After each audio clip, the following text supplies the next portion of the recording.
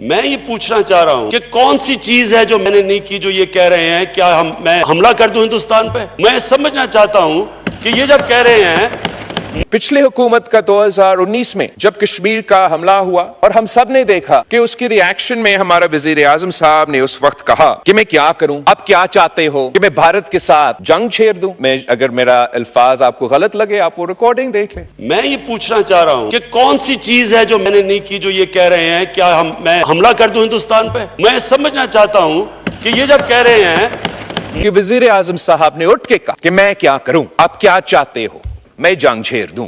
देखिए ये पहले भारत से फंडिंग लेते थे और इसलिए आज भी चीख रहे हैं। मैं भारत के अफरीदी साहब जब आपके मेंबरान बोल रहे थे कोई डिस्टर्ब नहीं कर रहा था। जी बिलावल साहब। एनीवे जनाब speaker, I am happy to ignore them. आप भी इग्नोर करें, अवाम भी उनको इग्नोर ही कर रहे हैं। इस हद तक इन्होंने कोशिश की कि पाकिस्तान को अपना IMF पैकेज ना दिया जाए, मगर हर महाज पे पाकिस्तान जीता भारत हारा, पाकिस्तान जीता तो भारत हारा। पिछले हुकूमत का 2019 में जब कश्मीर का हमला हुआ और उनका वजीर आजम यहां खड़ा था, मैं उधर बैठा था, और हम सब ने देखा कि उसकी रिएक्शन में हमारा वजीर आजम साहब ने उस वक्त कहा कि मैं क्या करूं, आप क्या चाहते हो कि मैं भारत के साथ जंग छेड़ दूं? मैं अगर मेरा अल्फाज आपको गलत लगे आप वो रिकॉर्डिंग देख लें। रिकॉर्डिंग हम सब ने ये देखा कि वजीर आजम साहब ने उठ के कहा कि मैं क्या करूं, आप क्या चाहते हो, मैं जंग छेड़ दूं। लेकिन मैं फख्र के साथ कह सकता हूं कि इस दफा जब कश्मीर पे हमला हुआ, जब पाकिस्तान पे हमला हुआ, भारत के तरफ से हमला हुआ, तो पाकिस्तान डरा नहीं, झुका नहीं, हमने जंग की और वो जंग जीत चुके। जब पिछला हुकूमत का रद्द अमल यह था कि हम कश्मीर हाईवे को आज के बाद श्रीनगर हाईवे कह देंगे, जब पिछला हुकूमत का रद्द अमल यह था कि हर फ्राइडे को बाद नमाज जुम्मा पाकिस्तान के अंदर हम सब खड़े होके, जहां भी हम होंगे वहीं के वहीं खड़े होके कश्मीर के लिए आवाज उठाएंगे। इस हुकूमत का जवाब यह था कि इन कच्चे जहाज गिराएं, उनको मजबूर किए कि सीज़फायर हो,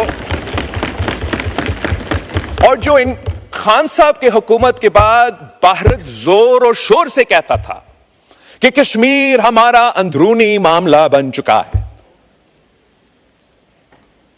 अब बैनुल अक़वामी ऑब्जर्वर्स हमारा ये टोर में मान रहे हैं कि ये तो एक आलमी इश्यू, इंटरनेशनल इश्यू बन चुका है। तो सबसे पहले सक्सेस ये है कि हमने कश्मीर कॉज को, जो माजी में अंदरूनी मामला में तब्दील कर चुका था, एक बैनुल अक़वामी मामला बन चुका है। ये कश्मीरियों का सबसे बड़ा कामयाबी है कि यूनाइटेड नेशंस हो या यूनाइटेड स्टेट्स का सदर हो, वो सब कहते हैं कि मीडिएशन हो, बैनुल अक़वामी इश्यू है। भारत भी बैनुल अक़वामी इंटरनेशनल तक तो वो खुद नहीं पहुंचे अभी तक। वो ये जो उनका पुराना अल्फाज थे ना, अंदरूनी मसला, वो तो उससे पीछे हट चुके हैं। बैनुल अक़वामी जहां बाकी दुनिया पहुंच चुके हैं, वो यहां तक तो नहीं पहुंचे। मगर भारत का अपना असेसमेंट यह है कि कश्मीर का मसला एक बायलैटरल इश्यू है, जिसपे हम पाकिस्तान भारत के दरमियान तय हो सकता है।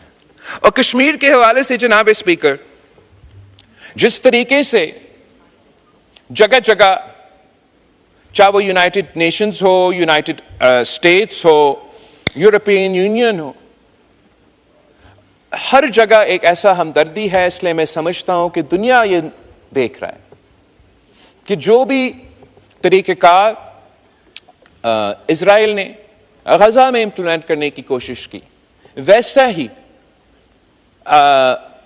मोदी ने कश्मीर में करने की कोशिश की, और इसकी वजह से एक हमदर्दी पैदा हो रहा है। और मैं उम्मीद करता हूं कि हम ये जद्दोजहद जारी रखेंगे और इंशाअल्लाह ताला हम कश्मीर के अवाम को इंसाफ दिलवाएंगे।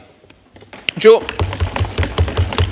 दूसरा सबसे बड़ा इशू जो सिंधु पे हमला हुआ है, जो भारत ने कहा है इस दहशतगर्दी का वाकया के बाद कि सिंतास मुआहिदा खत्म, और वो सिंतास मुआहिदा को इन अबायंस होल्ड कर रहे हैं ना। सबसे पहले ये तो गैर कानूनी है, इन अबायंस तो है नहीं।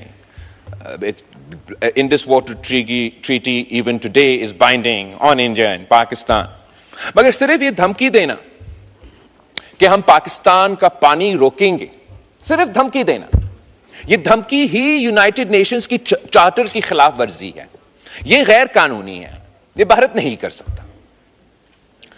इस धमकी पे अमल दरामद करने से अगर खुदा ना खास्ता भारत ये फैसला करता है कि इसने इस धमकी पे अमल दरामद करना है, तो हमने अभी इनको जंग में हरवाए हैं, हमें एक और जंग लड़ना पड़ेगा। और उस जंग के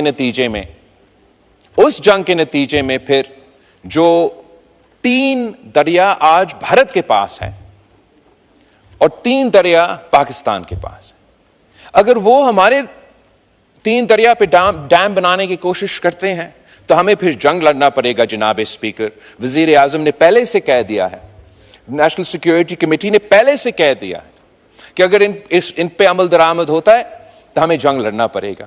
तो हम इंशाअल्लाह ताला एक तो जंग नहीं लड़ना पड़ेंगे, लेकिन अगर वो मजबूर होते हैं और उनको जंग का अगर हमें जंग लड़ना पड़ेगा तो फिर हम डिसरप्ट ना करें। हम जानते हैं कि हमारा एयरफोर्स, हमारे अफवाज जैसे अभी इनको इबरतनाक शिकस्त दिलवाए, अगले आने वाले जंग में भी उस पोजीशन में है कि हम इनको इबरतनाक शिकस्त दिलवाएं।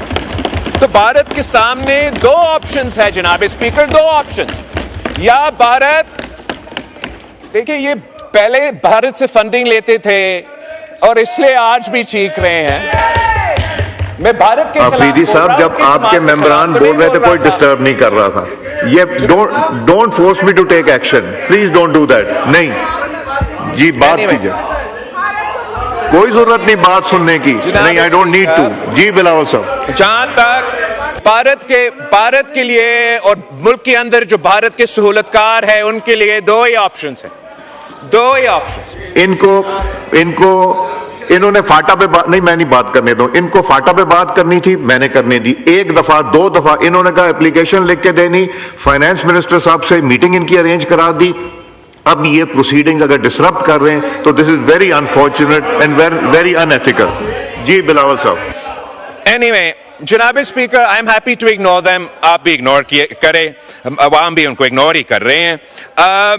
मैं पानी पे बात करना चाहूंगा। भारत पे भारत ने जो इस के बाद अब भारत के लिए 2 ही ऑप्शंस हैं, 2 ही ऑप्शंस।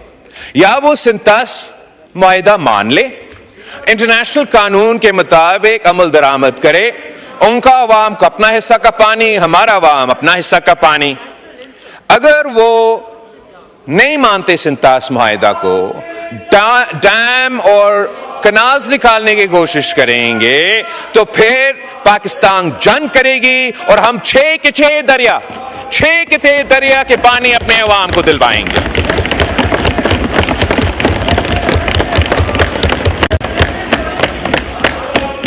तीसरा इश्यू जनाब स्पीकर, वो दहशतगर्दी का इश्यू है।